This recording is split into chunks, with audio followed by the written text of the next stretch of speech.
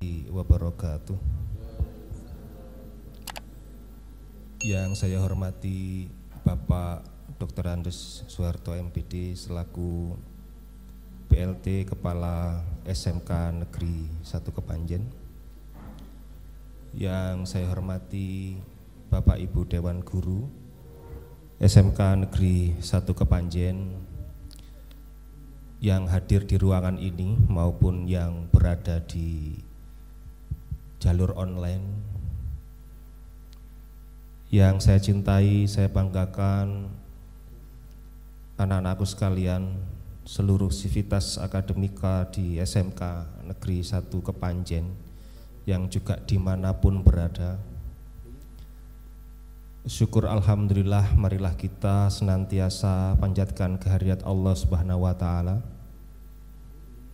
yang mana pada pagi hari ini masih memberikan kita kesehatan, masih memberikan kita kesempatan untuk beraktivitas, yang mana mudah-mudahan aktivitas ini senantiasa menjadi bagian dari amal ibadah kita dan amal ibadah kita diridhoi oleh Allah Subhanahu wa taala.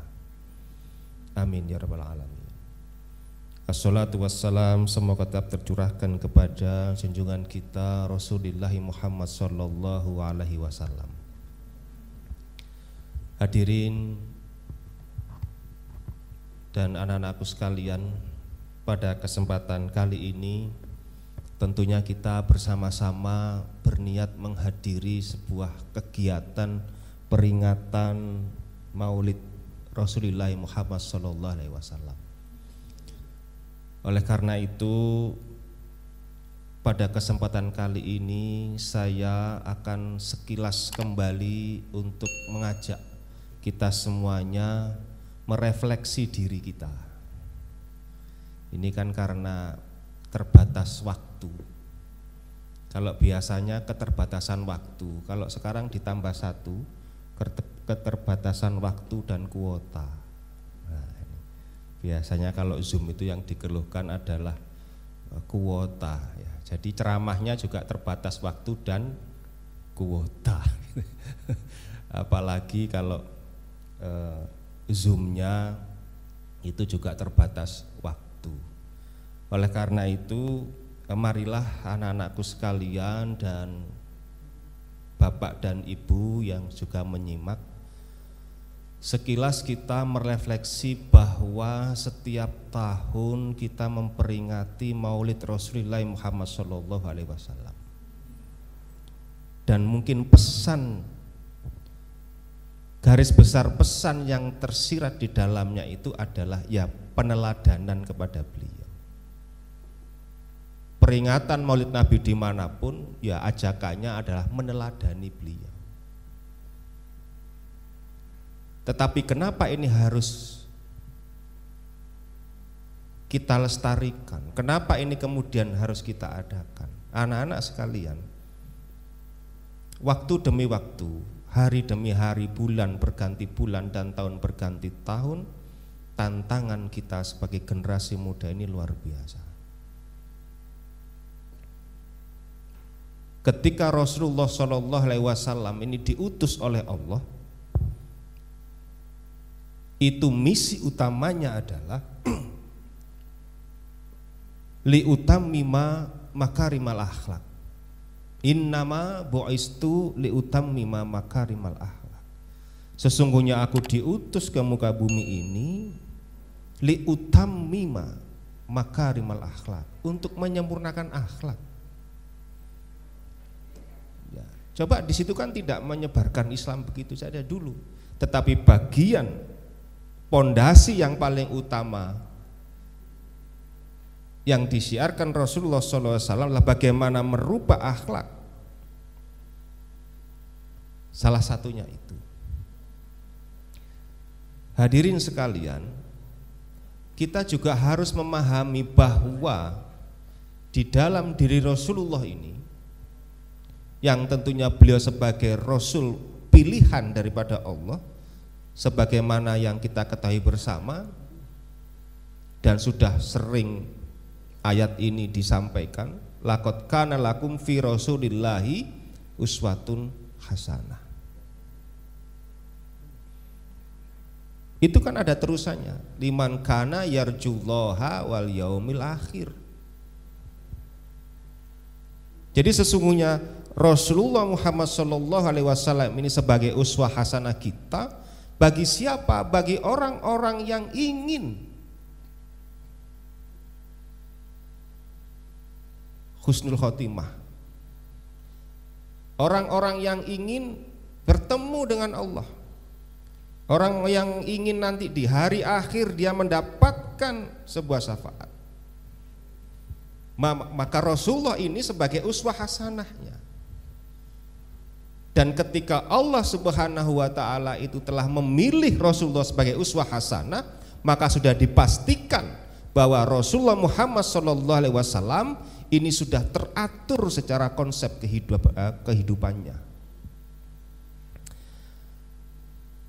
Bapak, Ibu dan anak-anakku sekalian, nggak ada yang namanya contoh kok jelek, itu kan nggak ada tuh. Orang jual buah itu contohnya ya sing apik. Lek dodol jeruk contohnya ya sing legi. Dipilih sing legi-legi sing gawe contoh gitu. Nah, karena Allah ini saking sayangnya Allah sama kita, nah ini harus juga dipahami. Bukti nyata kalau Allah itu sayang sama kita, satu, diturunkannya Al-Quran sebagai petunjuk hidup, dan yang kedua dipilih Rasulullah SAW sebagai panutan kita. Wis lengkap gitu loh. Itu buktinya kalau Allah sayang sama kita. Nah, kebalikannya, sejauh mana kita cinta kepada Allah dan Rasul. Kalau Allah dan Rasul itu sudah pasti cinta kepada kita, Allah cinta kepada hambanya, Rasulullah cinta kepada umatnya. Kebalikannya sekarang, bukti cinta kita kepada Rasulullah ini apa? Bukti cinta kita kepada Allah ini apa? Kan kita tahu surga, kita tahu neraka. Lek surga itu penak, lek neraka kan nggak penak. Coba kalau Allah nggak cinta pada hambanya, nggak mungkin ada Quran. Ada Quran dan ada Rasulullah ini supaya kita nggak diadab, kan begitu. Jadi juga Allah itu nggak kepingin juga kita ini ke neraka gitu, nggak ingin juga Allah mengazab kita, maka diberikan satu petunjuk. Nah, sudah ada konsep secara tertulis yaitu Al-Quran itu, dan ada contohnya. Kalau dalam bahasa entertainment itu Al-Quran itu kayak naskah, skenario. Filmnya siapa? Ya Rasulullah itu. Perilakunya ya Rasulullah itu. Karena khuluquhul Quran, akhlak Rasulullah itu ya Quran itu. Jadi tulisannya ono, contoh sing yang hidup itu ya ada. Dan dengan tegas Rasulullah SAW beliau mengatakan bahwa ana basyarum mislukum. Siapa yang nyuruh ngomong begitu? Ya Allah. Katakan Nabi Muhammad, ana basyarun mislukum. Aku ini seperti kamu, ciptaan Allah juga, basyarun. Ini supaya apa? Supaya kita ini manusia dipastikan contohnya juga manusia. Jadi tidak ada alasan, oh lah itu kan dua keistimewaan apa-apa begitu, bukan. Karena zatnya sama, manusia. Maka Rasulullah itu ditunjuk oleh Allah sebagai contoh, maka perilakunya wa mayantiku anil hawa in huwa ila wahyun yuha, maka semuanya diatur oleh wahyu. Oleh karena itu anak-anak sekalian, kalau ditarik dalam konteks milenial sekarang apa? Coba kita bayangkan, kalau kita bicara Rasulullah Muhammad, itu mesti di mindset kita kita itu ketika Rasulullah itu sudah umurnya ya sekitar 40 tahun, ya 50 tahun gitu. Coba bagaimana kalau kita tarik agak ke belakang lagi, bagaimana Rasulullah itu di masa mudanya. Kita kan disuruh nyontoh Rasulullah nih. Nah umur saya ini sekarang berapa? 43 misalkan. Nah bagaimana Rasulullah di umur 43? Kalian yang masih umur 16, 17 misalkan. Nah bagaimana Rasulullah di umur 16, 17? Dan ini cocok dengan jiwa SMK sebetulnya. Rasulullah itu entrepreneurship. Rasulullah itu KWU-nya bagus. Di usia muda sudah jadi CEO, manajer ya Pak. Di usia muda sudah entrepreneur, sudah KWU. Itu makanya kalau ada SMK-nya cocok itu. Bagaimana perilaku Rasulullah di masa muda? Nah, tadi di awal acara juga sudah disuguhkan oleh kita bagaimana sholawat. Itu bukti bagaimana orang-orang dahulu, ya, para sahabat, tabi'in itu cinta kepada Rasulullah. Nah, anak-anak sekalian, buktikan sekarang, buktikan cintamu kepada Rasulullah Shallallahu Alaihi Wasallam. Apa bukti cinta kita? Ya tadi yang pertama, kalau kita senang sama orang, cinta sama orang, wong pacaran lah itu. Sing lanang mesti kepingin arek iki omahe ndi-endi, anake sapa, omahe. Terus bendinane ya apa? Kan kepingin roh ngono to. Bila kini seneng nang wong mesti kepingin roh. Pokoknya sing pacaran ngono ya. Itu meskipun pacaran itu enggak boleh. Itu kadang-kadang wis kadung umum ya. Seneni sing ngomong gak oleh kan gitu. Zamannya amin kok gak oleh pacaran kan ngono to. Maka saya pernah ditanya, Pak, bagaimana pacaran yang Islami gitu. Ada enggak konsep pacaran yang Islami? Karena Islam enggak ada pacaran, enggak ada konsep. Pak, pacaran yang Islami bagaimana? Ya enggak ono.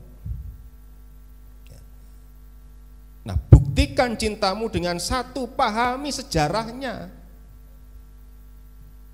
Kelahiran beliau seperti apa, proses perjalanan kehidupannya seperti apa, semangat di masa mudanya itu seperti apa. Ya memang dulu enggak ada HP. Wah, zamannya Nabi kan mudanya itu enggak ada HP, Pak. Kan kita enggak bisa nyuntuh. Sekarang kan ada HP. Ingat anak-anak sekalian bahwa yang diajarkan itu adalah yu'allimumul kitaba wal hikmah. Jadi tidak hanya sekedar tekstual, tetapi hikmah dari apa yang dilakukan oleh Rasulullah Shallallahu Alaihi Wasallam. Contoh hikmah itu bagaimana? Dulu Nabi itu pernah sholat di atas onta. Nah, kenapa dilakukan? Ya, sekarang ini kalau kita dalam perjalanan di atas bis, di atas kereta, di atas pesawat masih bisa sholat gitu loh. Nah hikmahnya di situ, bukan loh saya kira gano unta, bukan masalah ontanya di sini, tapi hikmahnya sholat di atas benda yang bergerak. Dan di situ pun ketika Rasulullah kan nyari kiblat kan juga nggak bisa, karena dalam perjalanan. Masa kudu ngadep kiblat. Maka pada saat itu ya kemanapun kamu menghadap, maka kamu menghadap wajah Allah. Jadi kalau naik bis ya sudah sholat saja. Mungkin bisnya pertama ke barat ya udah. Gue lengetan, gak usah minger-minger ngono kuwi kowe. Kok bisa menggok kan mengir-mengir kan ya. Ya enggak usah begitu. Nah itu hikmahnya di situ. Orang harus loh, saya kelak gak unta Pak. Ya gak iso sholat, enggak bisa. Itulah hikmah. Jadi apa yang dilakukan Rasulullah itu di samping tekstualnya, tetapi hikmah-hikmahnya. Coba sekarang kalau saya tanya, nah apakah sunnah itu? Oh sunnah itu Pak, kalau dikerjakan mendapat pahala, kalau tidak dikerjakan tidak apa-apa. Kira-kira milih dikerjakan atau tidak dikerjakan? Wah siku sunnah ya kok. Gitu? Sunnah itu kok cek gampangnya. Lek dikerjakan dapat pahala, lek gak dikerjakan tidak apa-apa. Padahal hadis Rasulullah Shallallahu Alaihi Wasallam itu jelas dan tegas. Beliau mengatakan, man roghiba an sunnati falaisa minni. Coba, barang siapa yang tidak suka dengan sunnahku bukan dari golonganku. Wah kalau kita sudah tidak dianggap golongan Rasulullah nanti di yaumil akhir, nyanyi kita ini ya, belubut gitu. Coba kok cek gampangnya lek sunnah iku lek dilakoni ya oleh pahala, lek gak ya gak popo. Oh ndak. Maka konsep ini menurut saya harus dirubah. Sunnah itu apa? Kalau dikerjakan mendapat pahala, kalau tidak dikerjakan alangkah ruginya. Karena kalau kita tidak suka dengan sunnah Rasulullah, kita tidak jadi golongan Rasul. Tidak diakui menjadi golongannya Rasulullah Muhammad. Coba sunnah. Tapi kadang milih-milih ya, sunnahnya dipilih, sing abot gak, sing enteng ya ini. Nah, maka anak-anakku sekalian dan bapak dan ibu, sunnah ini bukan hal yang enteng. Tapi sunnah ini adalah sesuatu yang harus kita lakukan juga. Karena apa? Man raghiba an sunnati falaisa minni. Barang siapa tidak suka dengan sunnah-sunnahku bukan dari golonganku. Nah, buktikan cintamu dengan pahami sejarah. Yang kedua ini teladani sikapnya, teladani perilakunya. Lah gimana kita ngomong cinta, kita nggak tahu asalnya, kita nggak tahu perilakunya, kita nggak tahu apa yang kita contoh. Kadang idola kita ya idola dunia lah, itu kan sudah umum. Masang gambare BT21 gitu. Padahal BT21 ini ya gak ro awake dhewe kan. Iku kan kadang-kadang wis kepo ambek perjalanannya BT21 ya. Iki anake sapa, iki ini sapa, iki saiki konser nang ndi gitu. Ya. Itu BT21 golongane sapa kuwi? Sing aku apal ku Jungkok Si ya itu. Jungkok Si itu. Sapa maneh? Terus apa mana itu kalau musik Blackpink ya ngono kuwi. Iku kan wis kepo ambek Blackpink ya. Kepo banget gitu. Nah, kita nggak pernah kepo itu sama Rasulullah itu. Karena klasik. Wah, paling le mulutan ya kok meladani Rasulullah. Ngono kan klasik itu diulang-ulang. Sehingga tidak membuat wow kita, tapi sesungguhnya ketika kita semua ini masuk di dalam kehidupan beliau Rasulullah, banyak hal yang luar biasa. Apalagi bagi anak-anak muda, bagaimana kehidupan Rasulullah di masa muda ketika dia jadi berusaha di entrepreneurnya, jadi kewirausahaannya begitu ya. Nah, oleh karena itu pahami sejarah, teladani sikapnya, perilakunya itu. Cintai sunnah beliau, contoh-contoh dari beliau ya. Nah, padahal kadang-kadang ini sekarang yang sering ditiru apa jenenge TikTok itu, ono TikTok siji rame kabeh melok-melok ya gitu-gitu lah. Nah, coba ini hikmahnya itu dialihkan dulu nih ke kegairahan kita di dalam meladani Rasulullah. Rasulullah itu apa enggak gaul gitu? Gaul banget Rasulullah itu. Asiddau alal kufar ruhama abainahum. Rasulullah itu kalau kepada orang-orang kafir tegas dia itu. Tapi ruhama bainahum, tapi dengan sesama itu saling mengasihi. Coba. Kemudian laksanakan perintahnya, jauhi larangan. Itu bukti cinta. Kita ini ngomong cinta, sholawatan sampai tangannya abang gitu, gepuk mukul namanya itu, banjari. Tadi saya besik-besik Pak Harto, jenengan sudah punya satu jurusan lagi, jurusan penerbang. Penerbangan, ya, jurusan penerbangan. Ini bagian dari konteks untuk mengajak meneladani syair-syair yang ada di situ. Anta syamsun, anta badrun, anta nur, fauqun nur, anta iksir wa ghali, anta nur, anta badrun. Apa badrun gue? Badrun gue apa bahasa Indonesia apa? Anta syamsun, anta badrun, bagaikan matahari, gitu. Itu bagian gitu loh. Nah ini kecintaan kita. Ya. Kalau itu nggak ada, yang hal-hal tadi nggak ada dalam diri kita, berarti kita belum cinta kepada Rasulullah. Laksanakan perintah. Coba lewang pacaran ngono, sing wedok menging, sing lanang mesti manut. Gitu. Apa maneh? Mas, kok jam 12 awan susulan aku nang pasar. Masih panas-panas ya disusul. Coba ibu sing ngongkon. Le susulan ya ibu di pasar. Jam berapa Bu? Jam 12. Bu, panas-panas nang pasar Bu, olah opo. Kok gak mang-mang isu ae, ya? Nah, itu karena bukti cintanya belum ada. Nah, terakhir anak-anakku sekalian, bagaimana mengukur kecintaan kita kepada Rasulullah? Ikuti sunnahnya,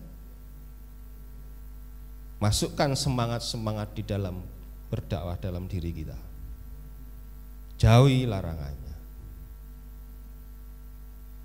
Sebatas apa? Ya, kita semampu kita mengharap Allah Subhanahu wa taala memberikan kekuatan bagi kita untuk tetap istiqomah di dalam beribadah. Ukurannya gampang kok, Nak. Lek ati iki enteng berarti gak ono pahalane, Nak. Lek atiku nglakoni abot iku pahalane akeh. Tapi lek atiku mau enteng lakonine iku ganjarane titik. Ya kayak mang lho. Nyusul pacare awan-awan beduk-beduk panas-panas iku atine seneng apa? Enteng toh? Gua sepeda pancal ngono. Padahal rodok kuru. Mak blek ngono. Wabot. Abot ta Mas? Pak, enteng ngono. Tapi lek nyusul ibuke, waduh Bu, zaman iki. Delok konser ambek delok wong pengajian ini lah delok to. Budal pengajian ambek budal nang kanjuruan iki abot endi? Lek abot pengajian berarti ndek kono akeh ganjarane. Wis ngono ae. Itu hitungan sing gampang-gampang ngono. Sama dengan ketika kita hadir di sini. Paling budal mang ya rada ngrundel. Mulihane nduk omah aku kon teko itu. Iya. Nah, berarti iku ganjarane ndek kene luwe akeh. Lek kon gak ikhlas berarti muspro. Ya. Mulihane ndek omah kok aku dek. Ya. Saya tadi juga ke Pak Amir gitu, Pak, saya khutbahnya Zoom atau hadir? Hadir, yang lainnya Zoom. Loh, aku tak Zoom aja ya, gitu.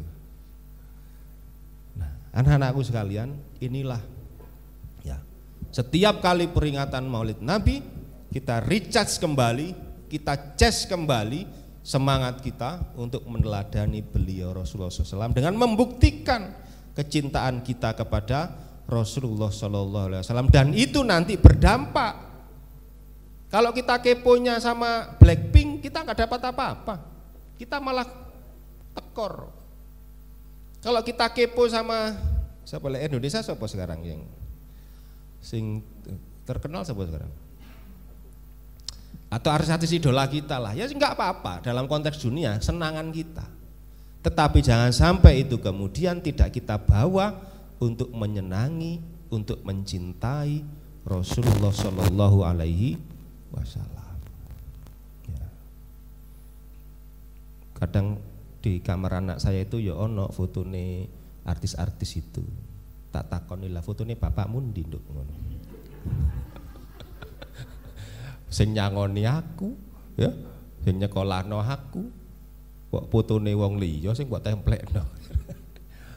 Lho ana Pak fotone bapak, ndek dompet, oh lah mbok lungguhi fotone bapak. Ya, cilik tapi fotone bapak cilik ngono. Dele dompet nyelempit kelet ya. Padahal sing nyangoni bendino. Lah mudah-mudahan kamu tidak ya. Lek ndek kamar ana fotone sapa ya templekno fotone bapak ibumu. Sing nyangoni lek bengi didelok, wah inilah sosok panutan saya ini. Ya, yang menyekolahkan saya, yang menghidupi saya. Wah semene kon tangi turu langsung rangkul bapak ibumu. Lho nduk apa bathukmu kok anget iki. Kadang bapak ibu kadang ya repot ya. Kene berubah ya kadang disedir. Kok gak apa-apa, budal salim barang. Biasane pelencik lho ngono. Kadang-kadang wis meneh malih salim kaya ewuh salim ku diarani maneh iki gitu. Gitu. Ono maneh sing bolak-balik njaluki dhuwit sangu. Bu sangu, bu dhuwit, bu buku, bu apa? Sampai ibuke pegel. Lane njaluk dhuwit nyengkre bedes. Wow. Anake mbek nyengkre mbek ngomong lek aku bedes bapak lak kingkong. Lah iya toh. Lah anake bedes bapake ikak lho. Lah ibu terus apa terusan? Ya. Nah, penting itu penting. Jadi meneladani ya, sosok-sosok itu yang buat kita semangat. Yang lain bolehlah senang tetapi tidak mengurangi cintaan kita kepada Allah dan Rasulnya. Mudah-mudahan yang sedikit ini bisa bermanfaat anak-anakku sekalian. Mari senantiasa kita jaga kesehatan kita jaga prestasi kita, dan tentunya mari kita sama-sama membawa SMK Negeri 1 Kepanjen ini menjadi satu lembaga yang sukses mengantarkan anak-anaknya ke jenjang yang lebih baik. Amin ya rabbal alamin. Terima kasih, astaghfirukum, mohon maaf apabila ada kata-kata yang kurang berkenan karena keterbatasan waktu dan kuota, maka ini saya akhiri. Billahi taufik wal hidayah. Wassalamualaikum warahmatullahi wabarakatuh.